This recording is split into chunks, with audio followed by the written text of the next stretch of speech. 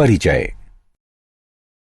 मीरा, जैसे कि हम पहले ही चर्चा कर चुके हैं कि आधुनिक जीव वर्गीकरण का मूल कैरोलस लिनियस के कार्यों में है, जिन्होंने प्रजातियों को उनके सामान्य शारीरिक विशेषताओं के अनुसार वर्गीकृत किया।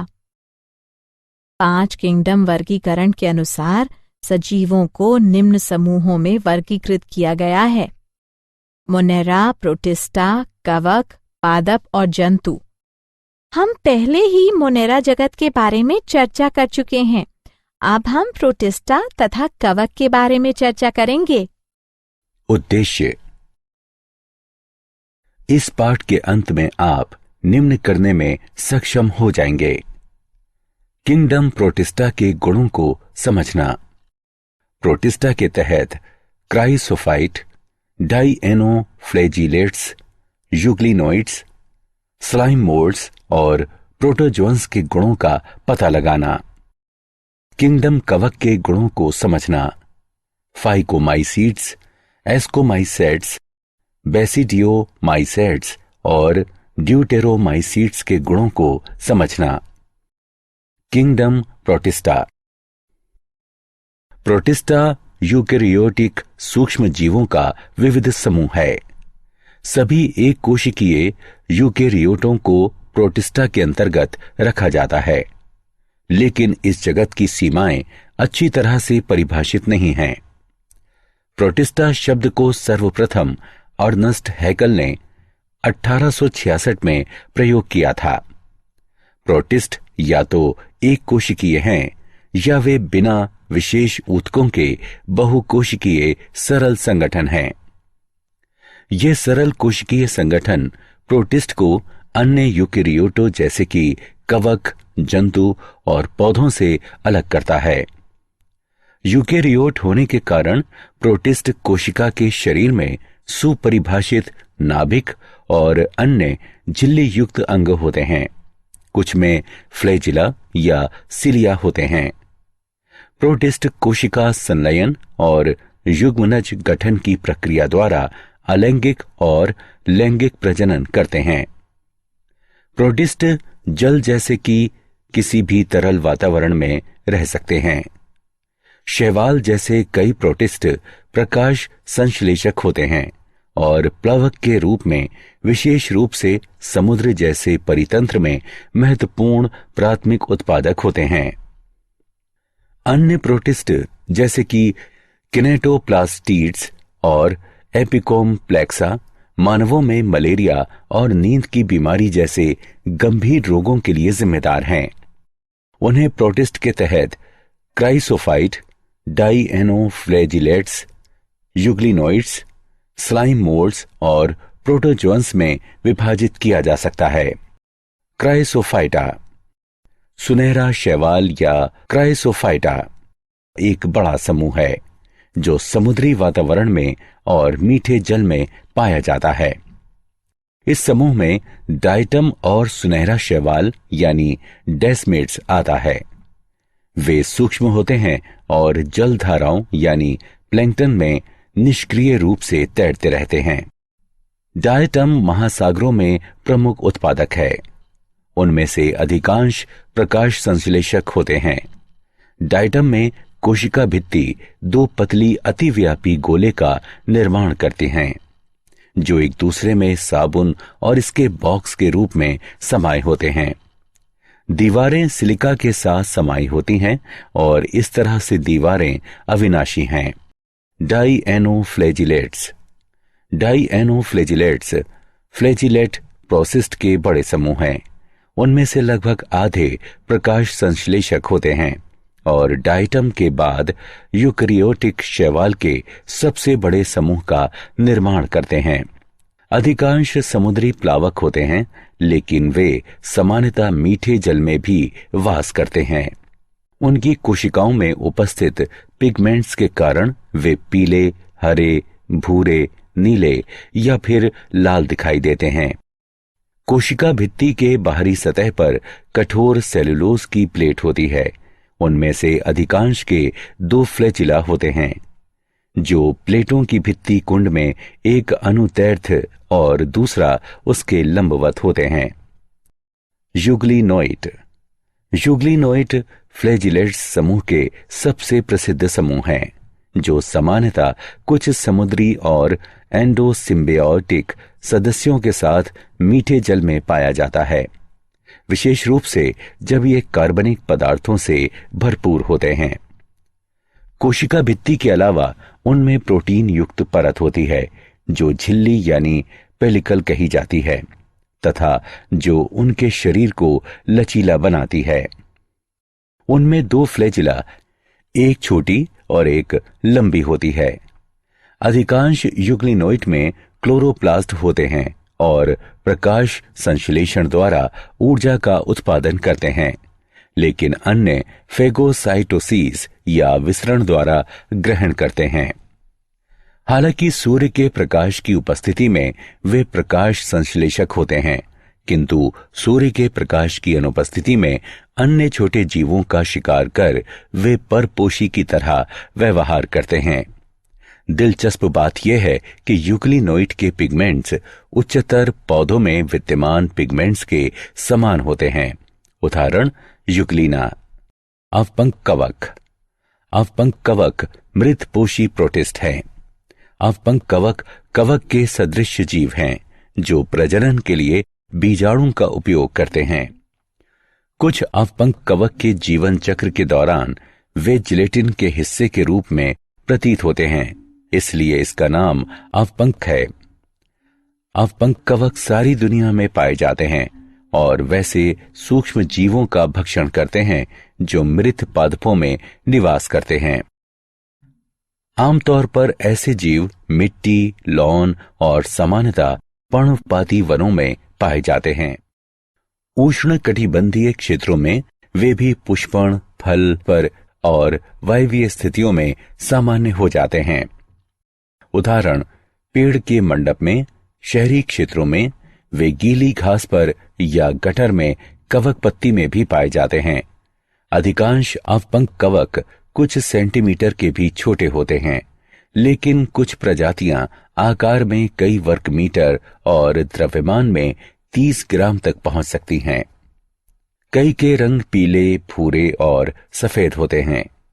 पृथ्वी के समशीतोष्ण क्षेत्रों के वनों में प्राकृतिक रूप से एवं कक्षाओं और प्रयोगशालाओं में सबसे अधिक पाए जाने वाले अवपंक कवकों में पीले फायसारम पोलीसेफलम हैं। प्रोटोजोअन। प्रोटोजोआ या कोर्नेलियस प्रोटोजोअन को ग्रीक शब्द से लिया गया है, जिसमें प्रोटॉन का अर्थ प्रथम, जोआ यानी जंतु है। इसका एक वचन प्रोटोजून है। ये सूक्ष्म जीव होते हैं जिसे एक कोशिकीय यूकेरियोट्स के रूप में वर्गीकृत किया जाता है। सभी प्रोटोजोआ परपोषी होते हैं और शिकारियों या परजीवी के रूप में वास करते हैं। उन्हें जंतुओं का पुरातन संबंधी माना जाता है। प्रोटोजोआ के 4 मुख्य समूह हैं: अमीबीय, समुद्री, कशाभी और पक्षमाभी। अमीबीय प्रोटोजोआ स्वच्छ जल, समुद्री जल या नम मिट्टी में रहते हैं। वे अमीबा की तरह सूडोपेडिया यानी नकली पैर को बाहर निकालकर गति करते हैं तथा अपना शिकार पकड़ते हैं। समुद्री प्रोटोजोआ के बाह्य कवच सिलिका से निर्मित होते हैं।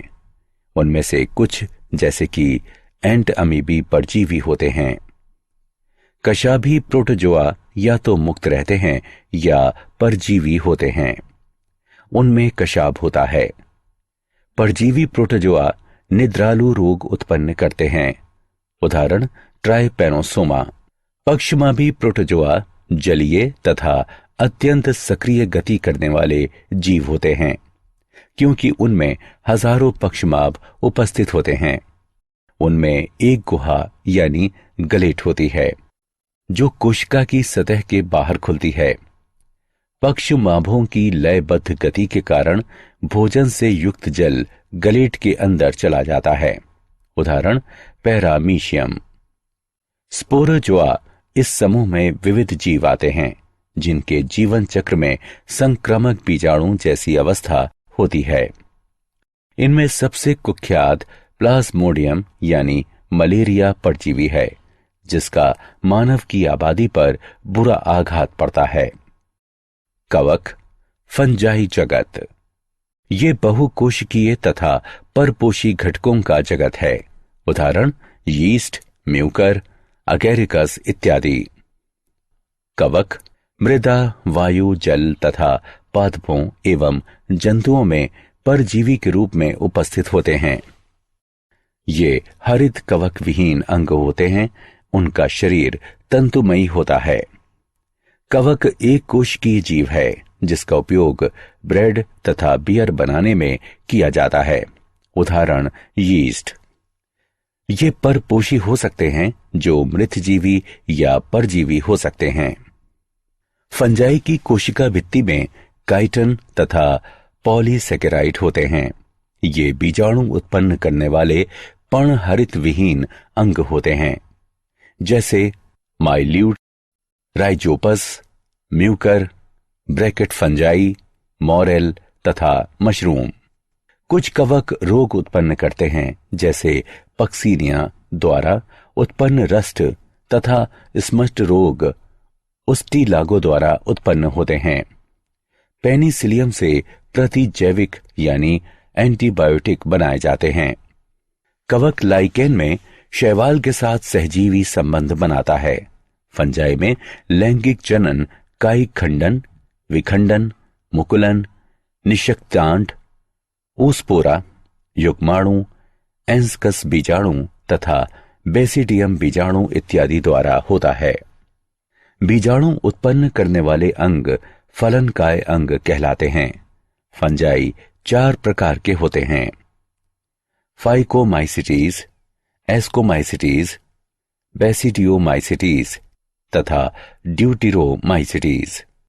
फाइकोमाइसिटीज। फाइकोमाइसिटीज जलीय आवासों, नम और सीलन वाले स्थानों में सड़ी गली लकड़ियों पर अथवा पादपों पर अविकल्पी परजीवी के रूप में पाए जाते हैं। माइसीलियम अपटीय एवं कोइनोसाइटिक होता है। कुछ सामान्य उदाहरण म्यूकर, राइजोपस तथा अल्बुको है।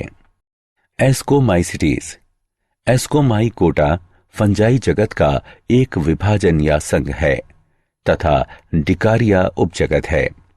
इसके सदस्यों को सामान्यतः थैली फंजाई भी कहते हैं। 64,000 प्रजातियों से अधिक के साथ फंजाई सबसे बड़ा संघ है। इस फंगल समूह की परिभाषित विशेषता एस्कस है, जिसे ग्रीक शब्द यानी एस्कोस से लिया गया है, जिसका अर्थ थैला अथवा वाइन स्किन है, जो एक सूक्ष्म लैंगिक संरचना है जिसमें गतिहीन बीजाणु, जिसे एस्कोस्पोर कहते हैं, का निर्माण होता है। वे मृतजीवी, अपघटक, परजीवी अथवा शमलरागी यानी गोबर पर उगने वाले होते हैं। माइसीलिया शाखित एवं पटीय होते हैं। एस्कोमाइसिटीज औषधीय महत्व के यौगिकों जैसे कि प्रतिजैवी एवं रोटी बनाने, अल्कोहलिक पेय तथा पनीर के स्रोत के रूप में मनुष्य के लिए आवश्यक है, किंतु मानव तथा पादपों के रोगवाहक होते हैं। बेसिडियोमाइसिटीज। बेसिडियोमाइकोटा, जो फंजाई जगत के अंतर्गत एस्कोमाइकोटा के साथ डिकारिया उपजगत, जो उच्चतर फंजाई कहलाता है, 2 वृत्त संघों में से एक है। बेसिडियोमाइकोटा के अंतर्गत mushroom, puffball, stinkhorn, bracket fungi, अन्य polypore, jelly fungi, boletes, chanterelles, earthstars, smut, bunts, rust, दाप्रण यीस्ट तथा मानव रोगवाहक यीस्ट क्रिप्टोकोकस आते हैं। वे परजीवी के रूप में मृदा में, लट्ठे में तथा पेड़ के ठूंठ पर तथा जीवित पेड़ों पर उगते हैं। उदाहरण रस्ट तथा स्मट। माइसिलियम शाखित एवं पटीय होते हैं। बेसिडियोमाइकोटा तंतुमयी फंजाई है जो यीस्ट का निर्माण करने वाले फंजाई को छोड़कर बाकी सभी हाइपा से निर्मित होते हैं। बेसिडियोपोर बेसिडियम यानी बहुवचन बेसिडिया, इन पर बाह्यता उत्पन्न होते हैं। बेसिडिया फल वाले पौधे के शरीर में व्यवस्थित होते हैं जिसे बेसिडियोकार्प्स कहते हैं। इसके कुछ सामान्य सदस्य अगेरिकस यानी मशरूम, उस्टिलागो यानी स्मट तथा पक्सीनिया यानी रस्ट फंजाई हैं। डेटेरोमाइसिटीज ड्यूटेरोमाइकोटा द्वितीय फंजाई के लिए ग्रीक शब्द।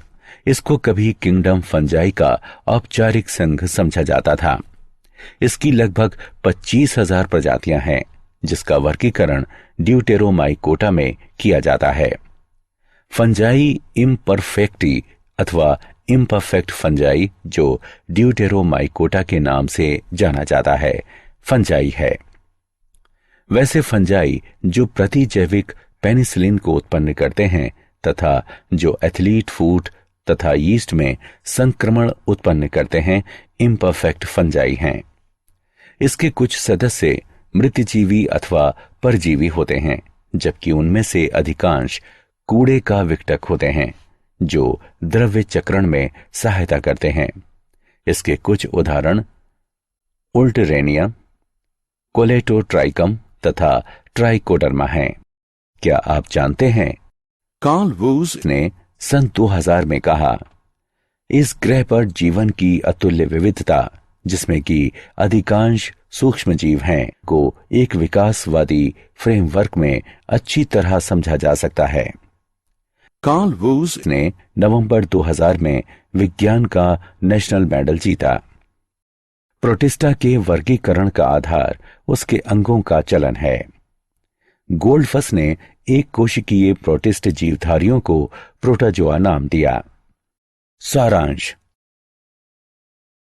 आइए हमने जो कुछ सीखा है उसे संक्षेप में दोहराएं। बैक्टीरिया पोषण की विधि में स्वपोषी अथवा परपोषी हो सकते हैं। किंगडम प्रोटिस्टा में सभी एक कोशिकीय यूकेरियोट्स जैसे कि क्राइसोफाइट्स, डाइएनोफ्लैजिलेट्स, यूग्लिनाइट्स, अवंपक कवक तथा प्रोटोजोआ शामिल होते हैं। प्रोटिस्ट में परिभाषित नाभिक तथा अन्य झिल्ली से जुड़े अंग होते हैं। वे अलैंगिक तथा लैंगिक दोनों प्रकार से प्रजनन करते हैं। किंगडम फंजाई के सदस्य संरचना तथा वास में बहुत विविधता दर्शाते हैं। अधिकांश फंजाई पोषण के अपने ढंग में मृतजीवी होते हैं